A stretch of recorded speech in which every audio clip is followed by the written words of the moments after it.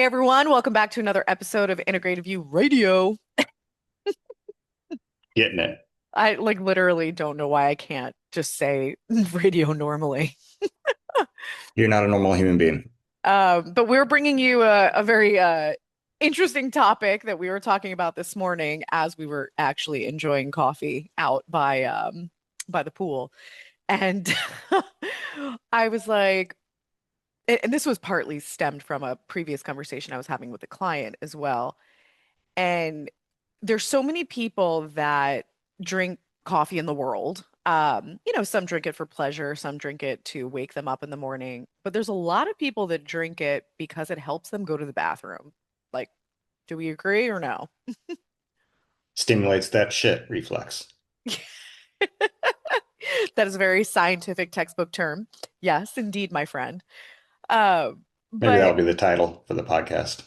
Well, part of the conversation that I was having with a client is, she was drinking coffee, breastfeeding, and she was like, I feel like when I drink coffee and breastfeed, it helps the baby go. And, I was obviously educating her on we don't want to create a dependency on caffeine in an infant or even manipulate the reality, because I think that's really the biggest thing that we see a lot in this current age of pharmaceuticals is we see that things can be manipulated very easily. So it doesn't lead to the opportunity to find the root cause, which allows people to have the best quality of life.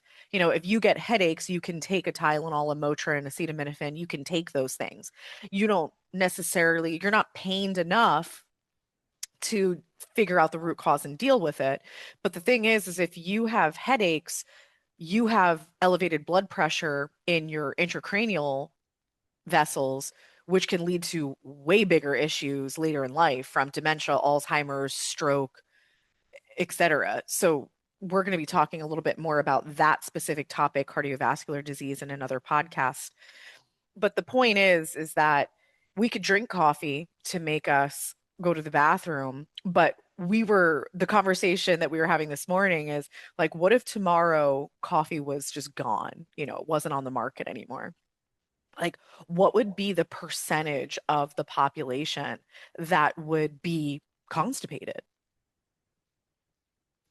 Pretty high amount. And then the main two drivers, factors we want to bring to this podcast is helping you to understand the underlying foundational problems that are associated with why you need coffee to go to the bathroom. And don't get me wrong, we're covering two major areas. There's a lot of things that go in between. We're going to kind of talk about the black and white, but there's a lot in the gray. So if we were to look at the hierarchy, you could have things in your gut that shouldn't be there. You can have parasites, you can have bacteria, you could have yeast overgrowth, you could have mold toxicity. There's all of those things. But there's a lot of people that might be listening in this moment. There's a lot of people we've worked with that have tried to target those infections. They've tried to clear the parasites. They've tried to address their SIBO naturally, maybe antibiotics. They've done candida cleanses. They've done elimination diets, and they haven't necessarily had the outcomes that they wanted. Things are not fully resolved. And that's because there's a hierarchy of things. And at the top of the hierarchy, there's two major players that we're going to talk about. One is your liver, gallbladder, bile system. And then the second is your willingness to hold on to shit, literally and figuratively, that doesn't serve you. And that's the two areas we want to dive into. And so when you want to get into the physiological, physical aspects, if you've listened to our other podcasts, the staggering statistic of the almost 15 years, oh my God, we've been doing this, God, we're old, is about 98%. Honestly, it might even be a little higher, like 99% of the people that we have worked with over that length of time have been positive for autoimmune liver disease. People are like, I don't understand, I don't drink. I don't understand. I don't have pain. My liver enzymes were never high with my primary care. It doesn't it doesn't matter. You don't have to have pain. You don't have to have fatty liver. You don't have to have liver cancer. You don't have to have elevated enzymes. You don't have to have any of those things. But you could still have an autoimmune attack on your liver.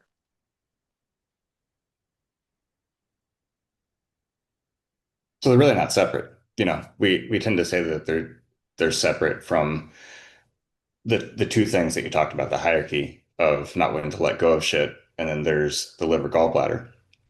But it's really understanding that your physical body is just really a representation of how the mind's working.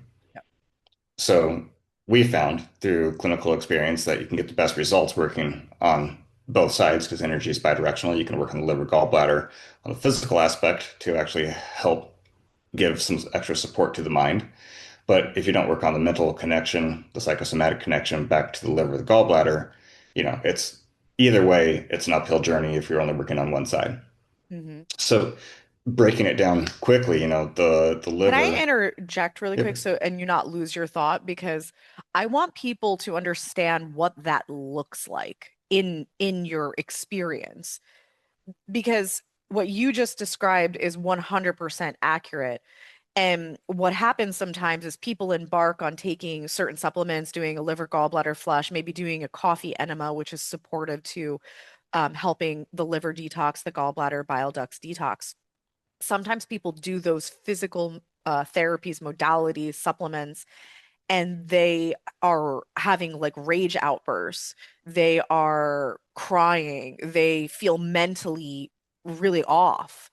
And that's because it's bidirectional. If you're going to work on the physicality of things, you can also have a mental emotional detox as well. And the same thing happens. We've actually seen the most success when we work with people on the mental emotional aspects and then they reach out to us in our portal and they go, I just passed parasites. And, we worked with them either the day before, 2 days before, 3 days before. And they're like, I don't understand. I was taking supplements for, parasites and I didn't pass any. And now I'm not taking those supplements and I passed them. And I'm like, well, it's because you had a mental emotional shift and now you're willing to let go of shit. Like literally, you are letting go. You're eliminating toxicity out of your life. You're eliminating toxic emotions that you've been holding on to. And so, and it's not just about passing parasites. Sometimes people work through mental emotional stuff and they're like they get a flu, they feel sick, they get a runny nose, they get a stomach ache. So again, it's very bi-directional and a lot of times we can perceive these things as bad. Oh my gosh, I'm having an emotional meltdown after starting my supplements. Oh, I did mental emotional work and now I feel like shit and my immune system's run down. Nothing is bad. It's just part of the process. So when you understand that, you can lean into it and everything can pass quicker and you can recover faster.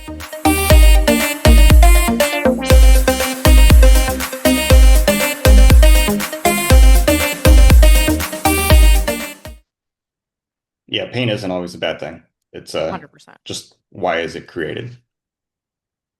So jumping back to what I was going to say, but tying into more of kind of where you went with that explanation, is when you look at simply put, it gets more confusing or complicated, I guess, than this.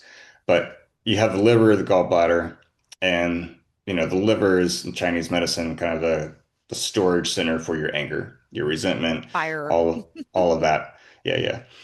And the bile is, that goes along with bitterness for the most part. And so when you think of anger, anger is really when you talked about holding on to shit. You Hmm. most people get angry when you really look at it because you're stuck. You haven't released that. You're holding Hmm. on to whatever it is, and it's making you fucking angry. And that is really goes back to the depths of it of a decision making issue. And this is what people don't really talk about is like, you have to work on what's the anger aspect. Well, what created the anger? It was a shitty decision. And well, that's I'm like, well, I'm literally playing so many stories of my own life in my head right now. So yes. and I was trying to put play in there with a, shit decision. Dad joke, getting really good at them. No, yeah, it's And really brutal. it's bad. But we made a shitty decision, or that's the perception that we have that keeps us stuck.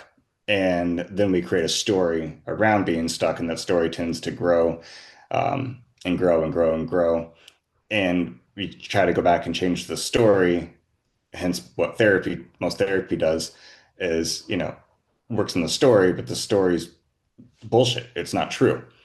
So Half truth. it's a half truth. Well, even if that's the case. So you go back to that moment where the true resentment, anger, frustration, etc., came from, which is the judgment of that decision.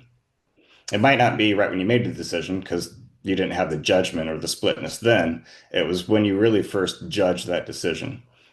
And that's when you go through, because it's the quality of space that actually creates time, which is confusing for people, unless you're autistic like me. Yeah, I'm like, S- what? space, space is really created subjectively.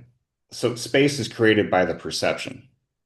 And then from how we judge, how we perceive that space, we have an experience.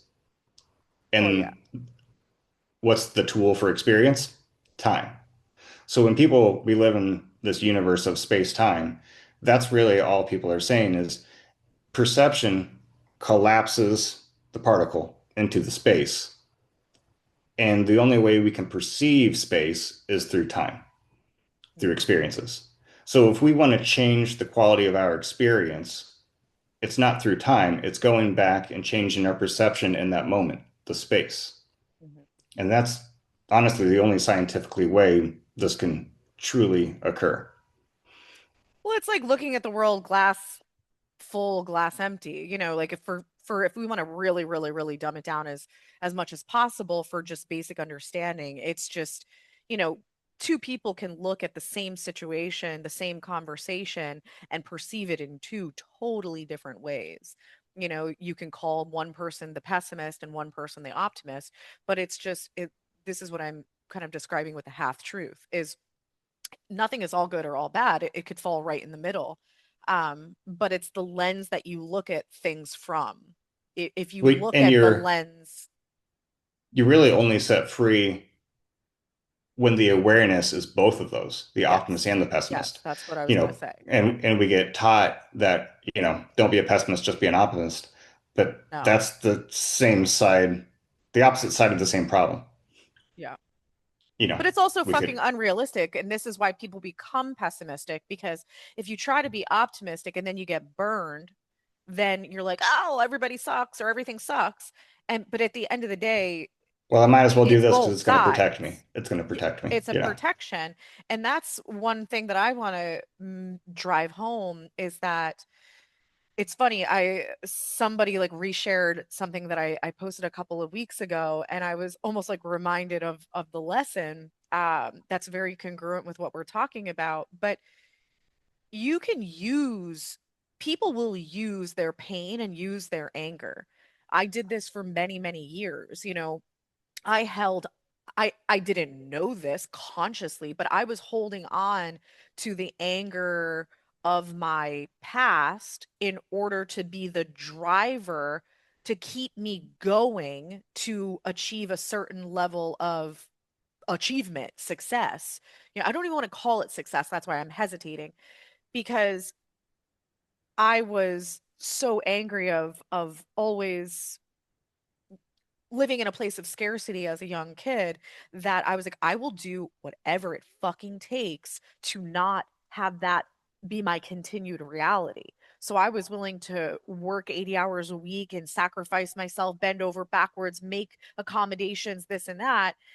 And so this is kind of what you're saying with the decision making issue is that when Well, you and use, let me just finish this yep. statement, like when you use your pain, you use your anger to get yourself or to use it as a driver, you make a lot of decisions out of desperation. You don't make decisions out of inspiration. And this is where you just continue to piss yourself off. Well, and that's the black and white aspect of it. When I was going through and saying like, and that will grow, the anger will just grow. It's growing because you've learned to use it to serve yourself, Yep. which is starts out great, but then it becomes imbalanced and an issue when that's your primary tool. So then, like you said, it's like I use the anger to force me to work. I use the anger to learn. I use the anger to this. Hmm. And guess what? That goes right to the very start of our conversation is dependency. You become dependent on coffee to go to the bathroom. You can be like, I did the same thing, but it was with exercise. Hmm. Exercise, I became dependent on exercise as my therapist, as a release of my anger. And it was awesome. I was in fantastic shape. But the sad part of it is for me is like, and I think a lot of people is once you balance out the root cause and you're not holding on and using the anger anymore, I didn't You want to have an exercise. identity crisis. Well, I Yeah. didn't want to exercise because I Yeah. wasn't using exercise actually to be But you healthy. also kind of guilt and shamed yourself about it. You were like, oh gosh, I should be exercising. And it was like your driver for exercise wasn't there. And then, it took you a while to finally transform that. Like, how do I I had to create a different how relationship. do I do physical movement out of inspiration and not desperation? And that took you a while to finally figure out, what does this new version look like? The one that And it is looks weird as fuck. yeah, yeah. Nick's doing like weird shit in the yard. I'm like, I'm so glad like we have enough trees that neighbors can't see you. It looks like I'm on drugs, but I'm not. I'm just like Like, yeah, one with the trees and the grass. Um, but so yeah, it's just kind of rounding out what we're saying too. And this is what I said in one of the recent social media posts was you get to a place where you feel the most stuck and the most out of balance or even unfulfilled than you have, and it's because the driver that you've used, if it's been your anger, your pain, your resentment, whatever it is, you've exhausted that tool, you've exhausted that driver, and now you feel like so stuck and so overwhelmed with that stuck because you're well, like, and that's well, what do that's I the use psychosomatic. now? That's the psychosomatic is that you physically do get stuck. The bile gets stuck. Like when you're hitting that max mental aspect of just a bitter son of a bitch, like the body's equally right there And and that's equal when you get representation. gallstones, and And that's that's when when you have you the have gallstones, and gallbladder that's attacks. and Yeah. and it's just it's for me it's beautiful because everything's so perfect working together. But it's only beautiful when we can see it to use it to serve ourselves. Yes. Otherwise, we stay in the anger, the bitter, the resentment. And then you have a less organ, you get your gallbladder out. Or you get, part of your liver removed because it's so damaged. Or you go on medications like Miralax, which is fucking antifreeze in order to make you shit. Like, I can't believe they actually give people Miralax. Like, literally, the primary ingredient is propylene glycol, which is extremely toxic. But hey, that's a different podcast. So the moral of the story is that uh our coffee side conversation of talking about how a whole country, maybe even the whole world, could potentially become constipated by removing coffee away. The point is that it's about looking at what's underneath the hood, what's underneath of that. Why do we have so many people that are dealing with abnormal bowel function, with a leaning towards constipation without coffee or other types of diuretics? And we have to look at, there's a lot of things to look at, but if we again go to that hierarchy, we need to look at liver function, gallbladder function, the health of the bile ducts, and we need to look at the psychosomatic of, you know, what are you holding on to that doesn't serve you, but you're using it as a driver to keep you going in your life. And And one of the best things, my favorite quote is the quality of your life is dictated by the quality of the questions you ask. So if you ask, what are you holding on to? And nothing's really coming up, well, don't ask the same question. Just ask the same type of question, but a different question. Maybe go deeper, like what what decision making have I done in the past that I would change? Because if you want to change something, it means you haven't figured out how to fully use it. It's still working against you. Mhm, You don't want to change something that you've completely, is serving you. mhm, That's called love, gratitude. But if you want to change something, there's no love, there's no gratitude. And that's the polarized mind. And that polarized mind, that's what gets dropped down into the subconscious, what gets held in the tissues of the body, which then is a representation of dysfunction, what we call disease, but it's the disease is really just an imbalanced mind, an imbalanced perception.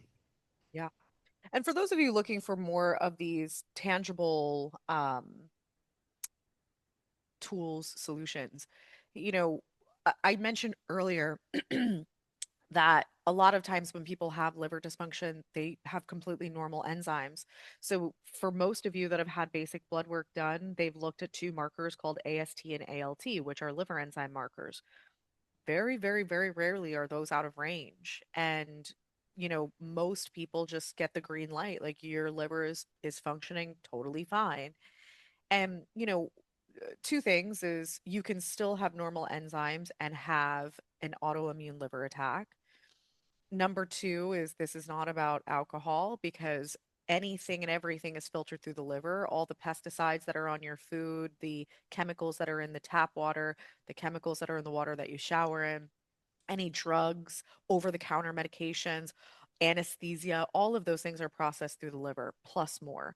So there's a lot of reasons why your liver might be taxed out from more of a physical standpoint, let alone what we're talking about here when it comes to the mental and emotional aspects. So these are factors that you really need to understand. And there are simple things that you can do to really kind of test your liver. How well is it functioning? There's some people that will go and do castor oil packs, and then they'll realize that it completely shifts their bowel function. So there are simple at home things that you can do to really look at the physicality of your liver, but as we always say, you can't really get very far without data. You need to really understand the big picture of what's going on.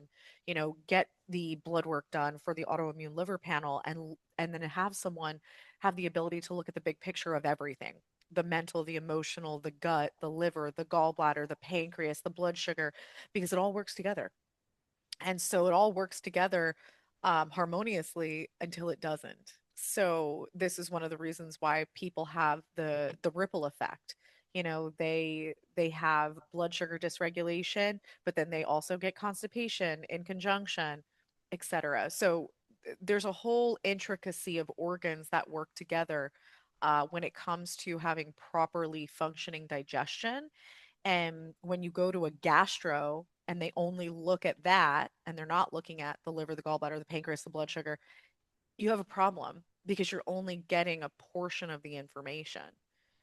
And then, we all know that you go to a therapist or a psychiatrist, and they're not necessarily looking at the health of your organs or how your IBS is correlated to your mental and emotional state or your stress levels. So we're always going to be the biggest advocates for the integrative approach because otherwise you keep your wheels spinning and you're just trying things, never getting ahead, and then you move into that more pessimistic outlook, or you think your body is failing you.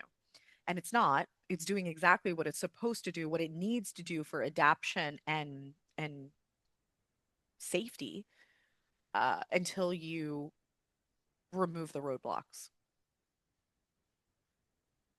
My advice is to act like a 3-year-old, because we have a 3-year-old, and constantly just respond with why until it makes perfect sense, until you have extreme clarity of all the different connections, how to bring those connections back into a state of harmony and balance, so that there is that healthy communication Mhm.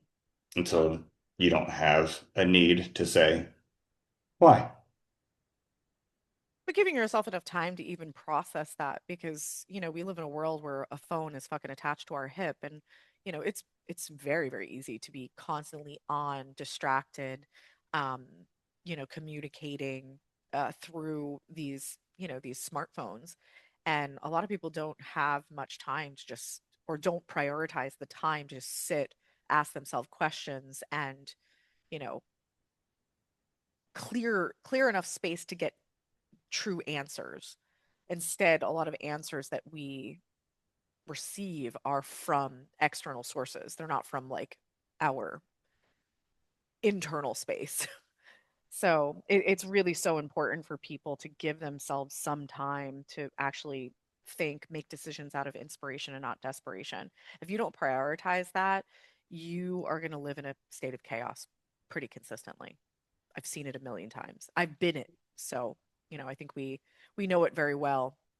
And when we came to Italy to give ourselves a little bit more of that um, space and slowness is when we started to have more clarity than we ever have in the past. Mhm. Constantly growing that inspiration. All right, guys. See you on the next one.